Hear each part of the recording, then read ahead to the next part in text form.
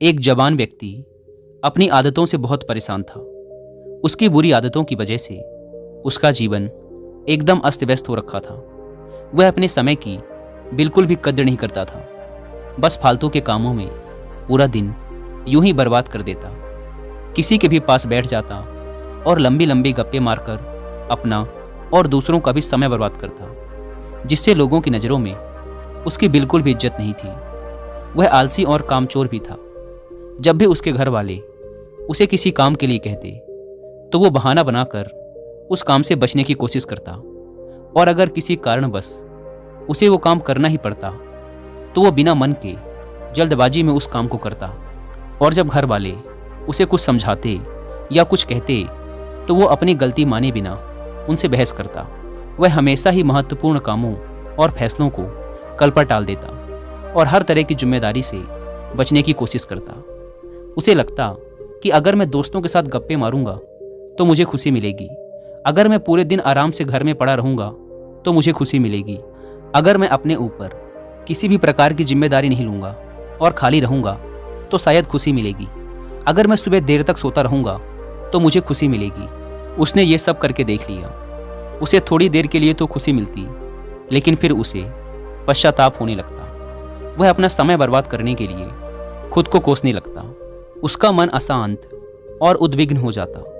धीरे धीरे वो युवक भी अब ये समझने लगा था कि उसकी आदतें ही उसकी सभी समस्याओं की जड़ हैं। वह समझने लगा था कि काम को टालने और समय बर्बाद करने से कुछ नहीं होने वाला।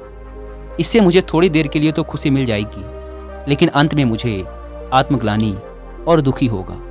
उसने अपने आप को बदलने का प्रयास किया, लेकिन कुछ दिनों बाद वह फिर से अपनी पुरानी वाली स्थिति में आ गया। और ऐसा उसके साथ कई बार हुआ। वह पूरी योजना के साथ खुद की आदतों को बदलने की कोशिश करता, लेकिन कुछ दिनों में ही वह फिर से अपनी पुरानी वाली आदतों पर वापस लौट आता। अब तो वह भी हार मान चुका था। उसे लगने लगा था कि चाहे वह कितना ही प्रयास क्यों ना कर ले, उसे अपनी आदतों से छुटकारा नहीं मिलने वाला। उसका जीवन तो बर्बाद है। अब उसे ऐसे ही आलस्यपूर्ण और नीरस जीवन जीना होगा। यही सोच सोचकर वह बहुत ही उदास और चिंतित रहने लगा। तभी एक दिन उसे किसी ने बताया कि गांव के बाहर वाले जंगल के नीचे एक आत्मज्ञानी बौद्ध भिक्षु अपनी कुटिया बनाकर रहते हैं। तुम उनसे मिलो। उन्होंने बहुतों की समस्या का समाधान किया है। वो तुम्हारी भी समस्या का कोई ना कोई समाधान अवश्य निकाल देंगे। हालांकि उस युवक को भरोसा तो नहीं हुआ, लेकिन वो फिर भी अगले दिन उस बौद्ध भिक्षु की कुटिया में पहुंच गया। वहां पहुंचते ही उसे असीम शांति का अनुभव हुआ। कुटिया के चारों तरफ स्वच्छता और शांति थी। कुटिया के बाहर बने एक चबूतरे में बौद्ध भिक्षु अपनी आंखें बंद किए ध्यान में लीन थे। युवक ने उनके सामने जाकर उन्हें प्रणाम किया तो भिक्षु ने अपनी आंखें खोली और चेहरे पर हल्की सी मुस्कान के साथ युवक को बैठने के लिए कहा। युवक ने अपनी सारी समस्या भिक्षु को बताई कि कैसे वह अपनी आदतें बदलना चाहता है, लेकिन वह हर बार असफल रहा।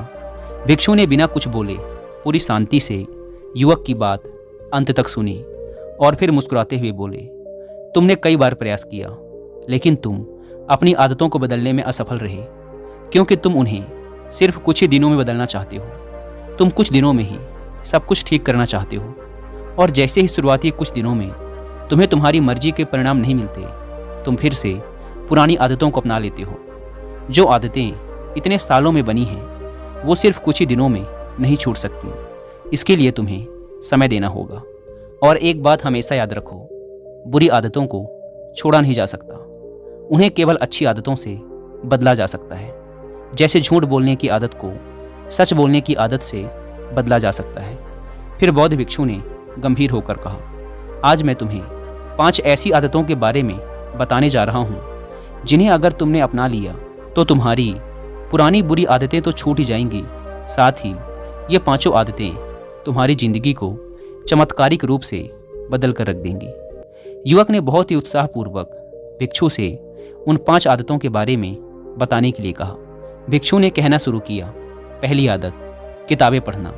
दुनिया के सारे प्रश्नों के उत्तर किताबों में छिपे हैं, क्योंकि आज जो प्रश्न तुम्हारे मन में उठ रहे हैं, आज से पहले बहुत से लोगों के मन में भी वही प्रश्न उठ चुके हैं, और उनमें से कुछ लोगों ने उन प्रश्नों के उत्तर खोजे और उनमें से भी कुछ लोगों ने उन उत्तरों को किताबों में लिपिबद्ध कर दिया, तो तुम उस पूरी प्रक्रिया से गुजरे बिना ही सिर्फ एक छोटी सी किताब पढ़कर अपने प्रश्नों के उत्तर पा सकते हो और उन्हें खुद के लिए प्रयोग कर सकते हो। किसी किताब में तुम्हें एक इंसान अपने जीवन का पूरा निचोड़ दे देता है, जिससे तुम बहुत कुछ सीख सकते हो। और इसके साथ ही किताबें पढ़ने से तुम नई चीज़ें सीख पाओगे, खुद की कमियां जान पाओगे, तुम्हारे मन में नए और सकारात्मक विचारों का जन्म होगा जो तुम्हें तुम्हारे जीवन में आगे बढ़ने में मदद करेंगे। दुनिया का हर सफल इंसान किताबें जरूर पढ़ता है, इसीलिए तुम भी आज से सकारात्मक और अच्छी किताबें पढ़ने के लिए समय निकालो। ये आदत तुम्हारे जीवन में एक चमत्कारिक बदलाव लाएगी। लेकिन दोस्तों, अगर आपके पास मार्केट से किताबें लाकर पढ़ने का टाइम नहीं है, तो अब आप इन्हें सुन भी सकते हैं कुक एफएम ऐप पर। अभी मैंने रिसेंटली ही कुक एफएम पर autobiography of a Yogi book की हिंदी में बुक समरी सुनकर फिनिश की है, जिसे आप भी चाहें तो सुन सकते हैं। बहुत ही शानदार किताब है। कुक एफएम इंडिया का सबसे बड़ा ऑडियो बुक प्लेटफॉर्म है, जहां पर आप हजारों किताबों को ऑडियो फॉर्म में सुनकर अपनी नॉलेज बढ़ा सकते हैं।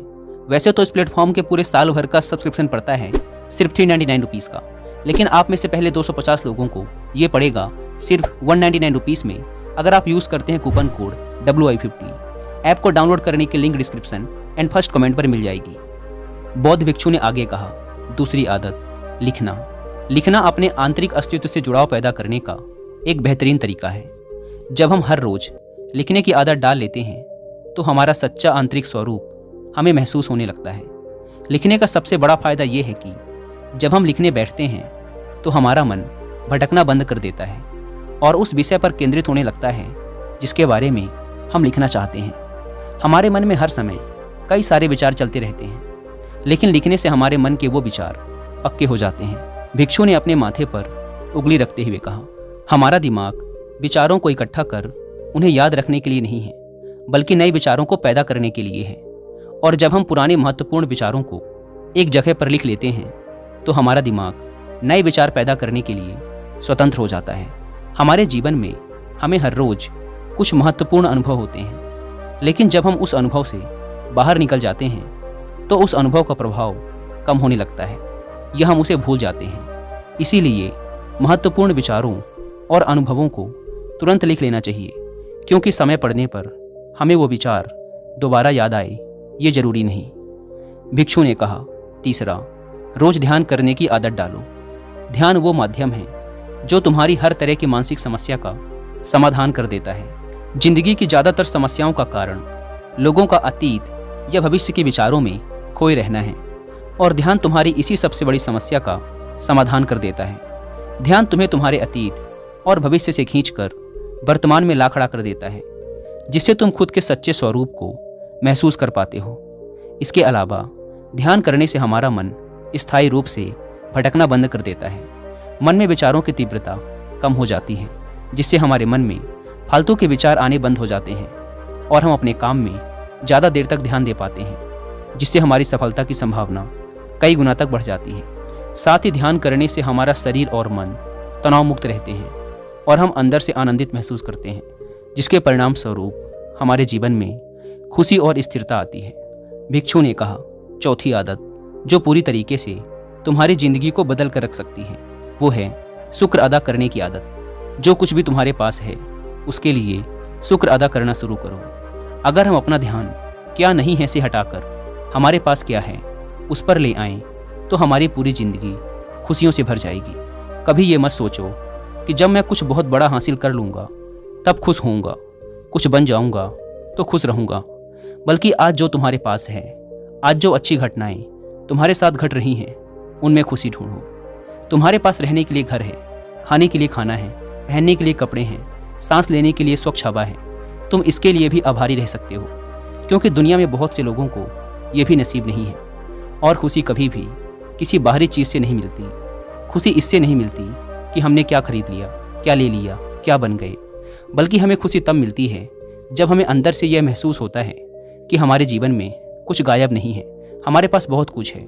और जब हम उस पर ध्यान देते हैं और आभार व्यक्त करने की आदत हमें बार बार यही याद दिलाती है कि हमारे जीवन में कोई कमी नहीं है, बल्कि हमारे पास तो बहुत कुछ है। भिक्षु ने थोड़ा गंभीर होकर कहा, 5 आदतों में कोई एक आदत जो मैं कहूँगा कि तुम्हें जरूर अपनानी चाहिए, वो है आभार व्यक्त करने की आदत, क्योंकि यही वो आदत है जो तुम्हारी जिंदगी को सबसे ज़्यादा सकारात्मक तरीके से बदल कर रख सकती है।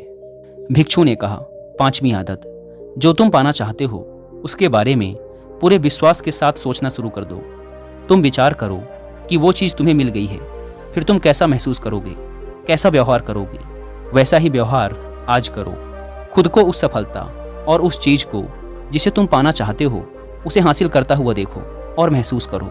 हमारे मन में जिस तरह के विचार उठते हैं, जिन चीज़ों के ये सपने देखता है, ये उन चीज़ों को पाने की कोशिश शुरू कर देता है, उन्हें अपनी तरफ आकर्षित करता है।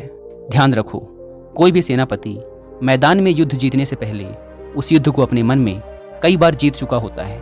इसी प्रकार सफलता हासिल करने से पहले हमें उस सफलता को कई बार अपने मन में घटित करवाना होता है। इसीलिए जो भी बनना या पाना चाहते हो उसके बारे में अपने मन में पूरे विश्वास के साथ सोचना और महसूस करना शुरू कर दो। अगर तुमने इन 5 आदतों को अपनी ज़िंदगी का हिस्सा बना लिया तो तुम्हारी ज़िंदगी चमत्कारिक रूप से बदलना शुरू हो जाएगी। इतना कहकर बौद्ध भिक्षु चुप हो गए। वह युवक भिक्षु की बातों का अर्थ समझ चुका था। उसने भिक्षु के ही सामने इन 5 आदतों को अपनी ज़िंदगी का हिस्सा बनाने का वचन लिया और भिक्षु का धन्यवाद कर वहाँ से चला गया। दोस्तों, मुझे उम्मीद है कि आपको इस वीडियो से बहुत कुछ सीखने को मिला होगा। और हाँ, कुकू एफएम पर autobiography of a Yogi book की हिंदी में बुक समरी सुनना ना भूलें। और 50% डिस्काउंट के लिए आप WI50 कूपन कोड का इस्तेमाल भी कर सकते हैं। धन्यवाद।